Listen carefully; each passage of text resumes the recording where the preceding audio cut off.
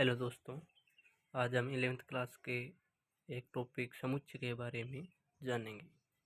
सबसे पहले हम जानेंगे समुच्चय किसे कहते हैं, समुच्चय क्या होता है, इसके बारे में जानेंगे। समुच्चय वस्तुओं के सुपरिभाषित संग्रह को समुच्चय कहते हैं। मतलब वेल डिफाइंड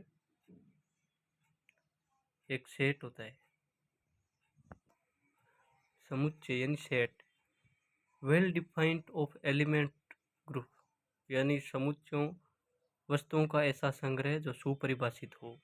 यानी कि इसी मान लीजिए अंग्रेजी वर्णमाला के स्वर, यानी अंग्रेजी वर्णमाला के स्वर फिक्स होते हैं, जैसे कि ए ई आई ओ यू।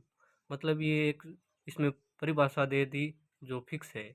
जैसे इसमें दूसरा उदाहरण देखिए, 5 से छोटी प्राकृत संख्याओं का संग्रह। 5 से छोटी प्राकृत संख्याएं कौन सी होती है? जैसे 1 2 3 4।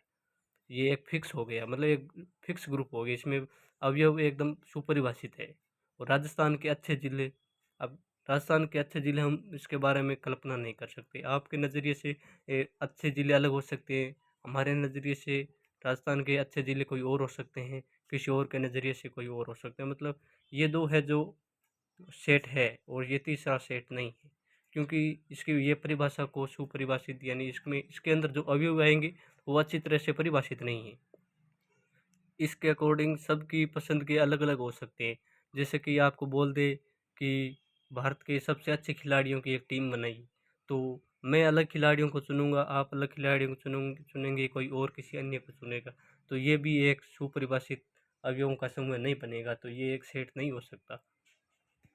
अब हम देखेंगे समुच्चयों का निरूपण, यानी रिप्रेजेंटेशन ऑफ सेट। सेट का निरूपण कैसे करते हैं? इसके लिए दो दो नियम है। एक समुच्चय का निर्माण रूप और एक रोस्टर रूप। समुच्चय निर्माण रूप में क्या होता है कि जैसे कोई परिभाषा दे दी या उसके वो जो उसको फॉलो करती है, यानी कि इसमें समुच्चय के वो जिस गुण धर्म का पालन करते हैं उसको लिखते हैं। यानी कि अंग्रेजी वर्णमाला के स्वर है, अंग्रेजी वर्णमाला के स्वर किसका पालन करते हैं? मतलब इसमें फिक्स है, 5 ही वर्ण आएंगे, ए ई आई ओ यू। और जैसे कि इसमें देख लो आप, दूसरा उदाहरण है ये, X such that X belongs to N, यानी नेचुरल नंबर, ताकि X is less than 5। X है जो 5 से छोटा होगा। इसके अंदर क्या आएंगे समुच्चय में? 1 2 3 और 4, यही आएंगे। ये भी एक ये परिभाषित है, इसको हमेशा करली ब्रैकेट में लिखते हैं। अब इसको रोस्टर रूप, रोस्टर रूप में क्या है? जिसकी वो एक ये परिभाषा दी हुई है, इसको हमने इसे सूची में लिख दिया, मतलब ये क्या हो गया? रोस्टर रूप हो गया। इसको देखिए, रोस्टर रूप। समुच्चय में जो अवयव आते हैं, समुच्चय में जो अवयव आते हैं उसको सूची बनाकर करली ब्रैकेट यानी मंझला कोष्ठक में लिखते हैं। जैसे कि आपने ये लिखा था x such that x is अंग्रेजी वर्णमाला का एक स्वर है, तो हमने इसी को रोस्टर रूप में लिख दिया, ए ई आई ओ यू का। और इसमें देखा है कि एक्स है जो एक नेचुरल नंबर से बिलोंग करता है और 5 से छोटा है, तो इसका हम रोस्टर रूप में लिखेंगे। जो इसके अंदर आएगा, मतलब 5 से छोटी जो संख्या आएंगी उसको लिखेंगे तो वो रोस्टर रूप हो जाएगा। अब हम समुच्चय के प्रकार के बारे में पढ़ेंगे। समुच्चय समुच्चय समुच्चय का एक प्रकार है रिक्त समुच्चय, मतलब एम्प्टी सेट। ऐसा समुच्चय जिसमें कोई भी अवयव ना हो, एक भी अवयव नहीं हो, जिसको हम करली ब्रैकेट के अंदर कोई भी नहीं लिखेंगे, मतलब खाली ब्रैकेट होगा, उसको इससे प्रदर्शित करेंगे या फिर इसको फाई से प्रदर्शित करेंगे। यदि हमने करली ब्रैकेट के अंदर फाई लिख दिया तो ये एक फाई एक अवयव बन गया, जो कि इसे हम रिक्त समुच्चय के अंदर नहीं गिनेंगे।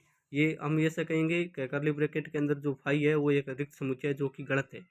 हम करली इसका एक उदाहरण देखिए, एग्जाम्पल है X belongs to N. X है जो एन से बिलोंग करता है, और X square is equal to -4। ये एक रिक्त समुच्चय है, क्योंकि एक्स स्क्वायर का कोई भी वैल्यू है जो नेचुरल नंबर के अंदर -4 नहीं आएगा। ये इसमें इसका हम फाई लिखेंगे। अब देखिए दूसरा, एक एक समुच्चय यानी सिंगलटन सेट, जिसमें एक ही अवयव मौजूद हो। ऐसा समुच्चय जिसके अंदर एक ही अवयव मौजूद हो।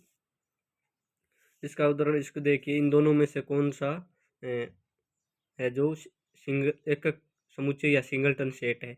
एक्स है जो आर से बिलोंग करता है, और एक्स है जो 0 और 2 के बीच में हो। 0 और 2 के बीच में ऐसी बहुत सारी वास्तविक संख्याएं होती है, इसलिए ये अपरिमित समुच्चय है। दूसरा, एक्स है वो इंटीजर नंबर से बिलोंग करता है और 0 और 2 के बीच है। 0 और 2 के बीच पूर्णांक में कौन सी है? एक ही है, यानी इसके अंदर एक अवयव आएगा। तो ये पहला तो नहीं है एक एक समुच्चय, लेकिन दूसरा एक एक समुच्चय है।